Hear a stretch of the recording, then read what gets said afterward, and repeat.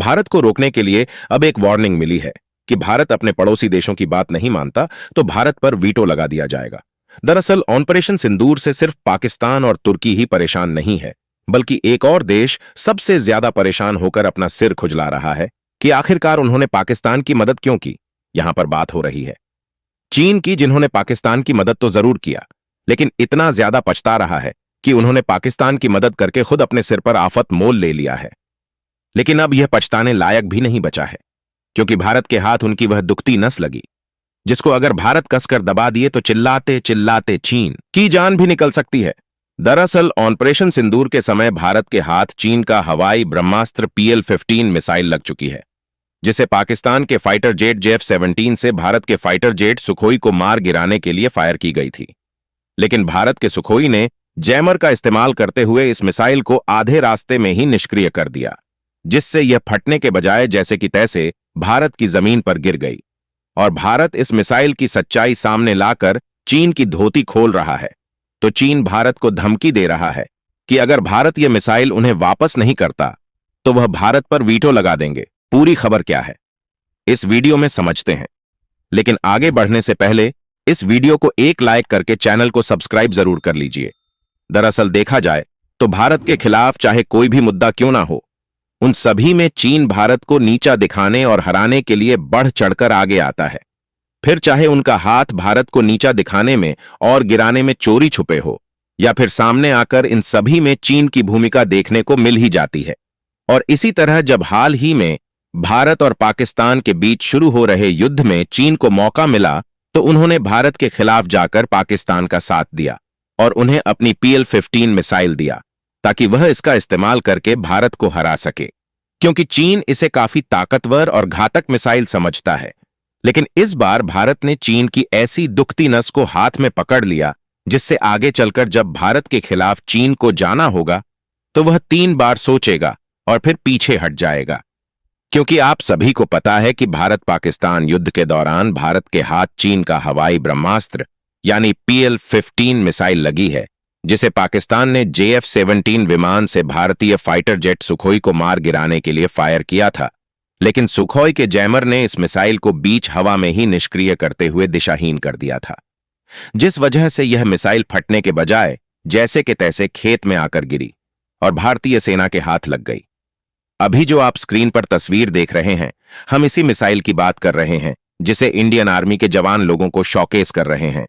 अब चीन को गम इस बात का नहीं है कि भारत इस मिसाइल को अपनी जनता को दिखा रहा है, तो न्यूज के मुताबिक भारतीय वैज्ञानिकों ने चीन की PL-15 मिसाइल पर रिवर्स इंजीनियरिंग शुरू कर दी है, जिसके तहत इस मिसाइल का एक एक पुर्जा अलग किया जा रहा है। दरअसल रिवर्स इंजीनियरिंग एक ऐसी प्रक्रिया है जिसमें किसी भी उत्पाद, उपकरण या तकनीक जैसे कि हथियार, मशीन या सॉफ्टवेयर को बिना निर्माण किए उसके डिजाइन, संरचना या वर्किंग सिस्टम को समझने के लिए अध्ययन किया जाता है।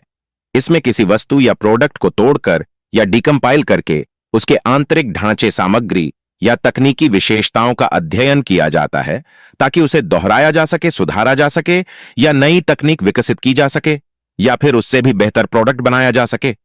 आसान भाषा में कहें तो भारत के साइंटिस्ट PL-15 मिसाइल पर रिवर्स इंजीनियरिंग करके इस सीरीज की जितनी भी मिसाइलें हैं उनकी काट निकालना चाहते हैं, ताकि चीन की BVR यानी कि बियॉन्ड विजुअल्स रेंज मिसाइल को डॉग फाइट के दौरान नाकाम किया जा सके।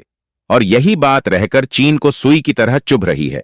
तभी तो चीन के विदेश सचिवों ने भारत को धमकी भरे लहजे में चेतावनी दी कि भारत इस चाइनीज मिसाइल के कलपुर्जे हमें सौंप दे ताकि इसके अवैध इस्तेमाल पर रोक लगाई जा सके। चीनी विदेश सचिव का कहना है कि हमारी मिसाइल पर स्टडी करके भारत को कुछ हासिल होने वाला नहीं है और ना ही इससे कोई जंग की परिभाषा बदलने वाली है। यह एक नॉर्मल कन्वेंशनल मिसाइल है जिसके पाकिस्तान द्वारा गलत इस्तेमाल पर हम खेद जताते हैं।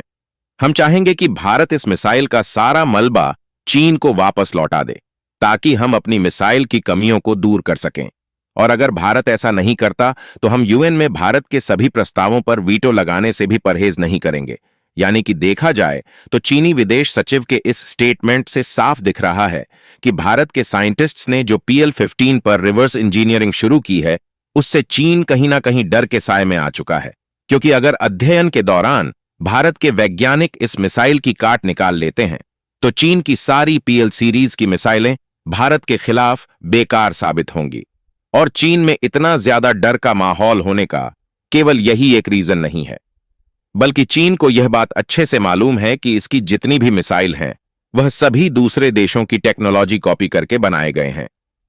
अगर ऐसे में भारत चीन की धोती खोलना है तो उनकी सच्चाई सबके सामने आ जाएगी और चीन की इस मिसाइल की जानकारी लेने के लिए दुनिया कितनी इच्छुक है, इसकी जानकारी का अंदाजा आप इसी रिपोर्ट को देखकर लगा सकते हैं। जापान से लेकर फ्रांस तक कई देशों में हलचल मची हुई है और वह कह रही है कि हमें भी इस चीनी मिसाइल का मलबा चाहिए। यानी कि भारत में चीन की जो धोती खोलने का काम किया है, इससे जापान और फ्रांस जैसे हाई टेक्नोलॉजी वाले देश इस मिसाइल के मलबे के बदले एक मोटा पैसा भी भारत को ऑफर कर सकते हैं। इसलिए चीन वीटो की धमकी देकर इस मिसाइल के कल पुर्जे वापस लेना चाहता है। फिलहाल जब बात मिसाइलों की हो ही रही है तो आप लोगों को एक और खुशखबरी देते चले।